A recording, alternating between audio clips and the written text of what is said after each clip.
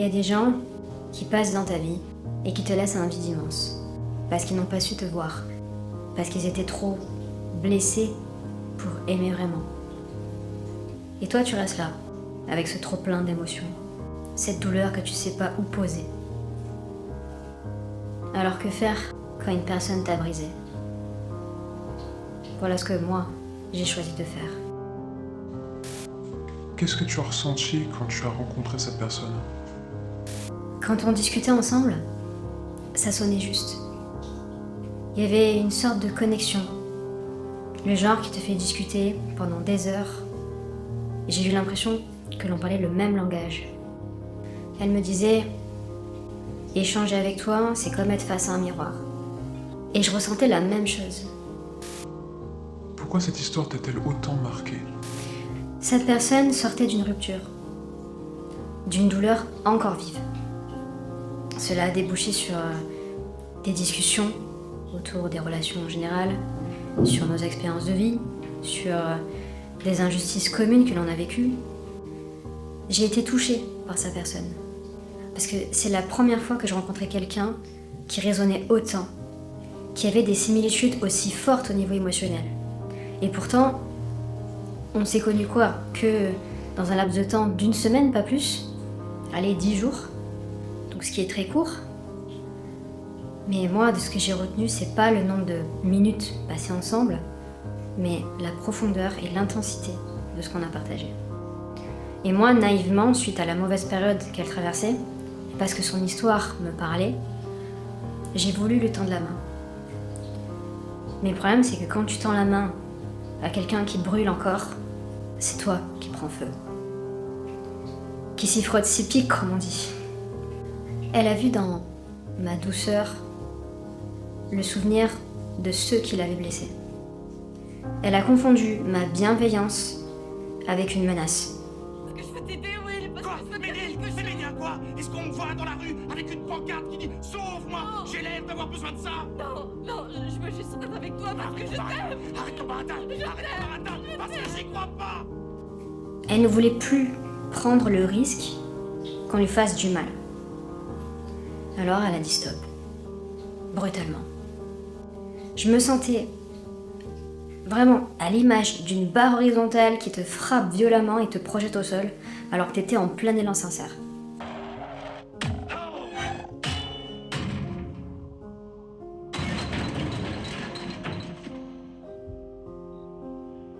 Et s'en est poursuivi un silence, un vide en moi. Et le silence, le vide, parfois, font plus mal que les mots. Parce que le silence ne résout rien. Il ne laisse que des blessures ouvertes qui s'infectent et qui ne cicatrisent jamais vraiment. Le silence, c'est une douleur qui persiste, une douleur qui reste en arrière-plan.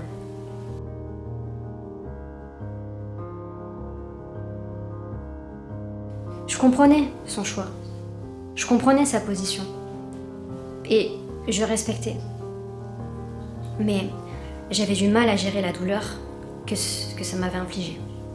Je pensais que le temps allait faire son travail, mais même des mois après, la douleur était toujours là, et les larmes coulaient encore. Est-ce que tu as essayé de lui reparler pour essayer d'apaiser cette douleur? Oui. Un jour, le hasard nous a recroisés. J'ai choisi d'aller la voir. J'ai pris mon courage à 2 mains. Pas pour renouer, pas pour comprendre, juste pour dire « Je n'ai aucune colère. Je voulais simplement te dire que ce qu'on a vécu a compté pour moi, que je ne t'en veux pas, que je n'ai aucune animosité envers toi, aucune rancœur, que si on doit se recroiser, je ne serai pas une menace, que je t'apprécie. Et là, à ces derniers mots, je t'apprécie. » Elle a réagi et a dit « Mais on ne se connaît pas. Si je t'ai dit tout ça, c'est parce que je traversais une période difficile. On ne s'est pas rencontrés en bon moment. Je n'ai jamais été à l'aise avec toi. Ce n'était pas réciproque. » Et ces mots-là ont eu le goût d'un effacement. Elle avait invalidé mon ressenti. Comme si tout ce qu'on avait partagé n'avait jamais existé. Elle qui pourtant m'avait dit qu'elle aimait bien parler avec moi. Elle qui pourtant m'avait dit qu'elle était contente d'être venue vers moi la première fois. Elle qui pourtant m'avait dit « Viens, monte, je te ramène ». Qu'est-ce que tu as fait après?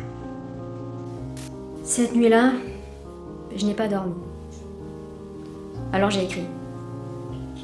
Je lui ai envoyé un ultime message. Pas un message pour la retenir, un message pour me libérer et mettre une fin définitive à cette histoire. Merci d'avoir pris le temps de m'écouter. Aujourd'hui, je peux avancer sans regret, avec le cœur plus clair. Je n'ai pas su l'exprimer face à toi, mais ce que je voulais vraiment te transmettre, c'était juste un message de paix, rien d'autre. Je veux me servir de cette histoire, de cette blessure, pour en faire quelque chose de bon. Je crois que certaines rencontres ne sont pas faites pour durer, mais juste pour te remettre sur ton chemin, te faire réfléchir ou t'aider à te reconnecter à toi-même. Ton passage dans ma vie a eu cet effet-là. Tu m'as inspiré, sans le vouloir, et même si ça a fait mal, je ne regrette pas de t'avoir rencontré. Parce que grâce à ça, j'ai appris sur moi, sur ma façon d'aimer, de donner, de comprendre. Quand je dis que tu as changé ma vie, c'est juste une manière de dire que tu as été un déclencheur, un miroir qui m'a obligé à grandir. On n'a pas besoin de se connaître depuis longtemps pour être touché profondément. Parfois, il suffit d'un échange sincère pour que quelque chose change à l'intérieur. J'ai eu mal, mais aujourd'hui je me relève. Et je choisis de continuer d'aimer, pas de me fermer. Je te souhaite la paix dans ton cœur, vraiment.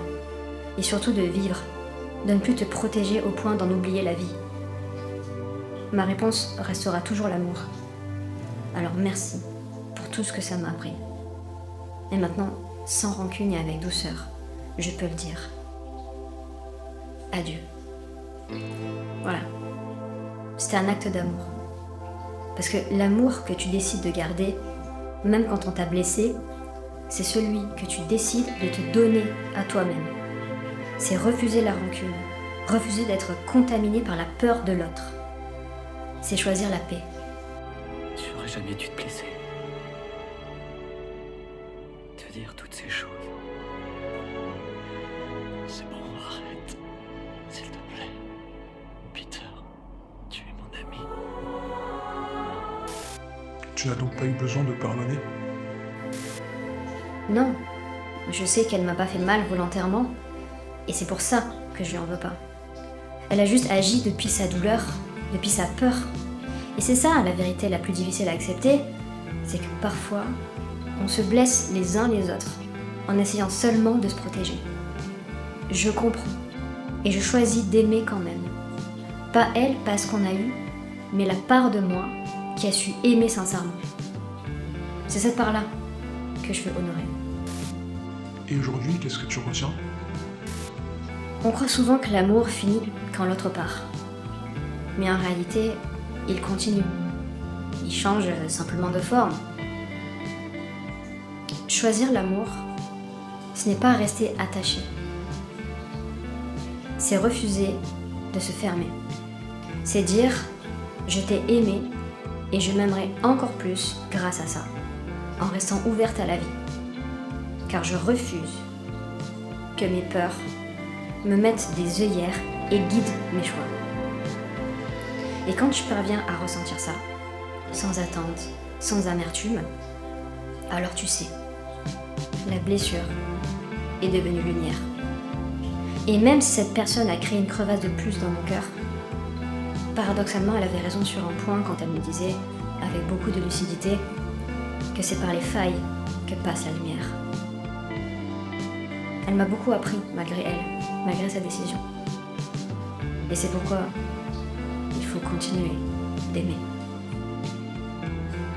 Choisir l'amour, c'est choisir la paix.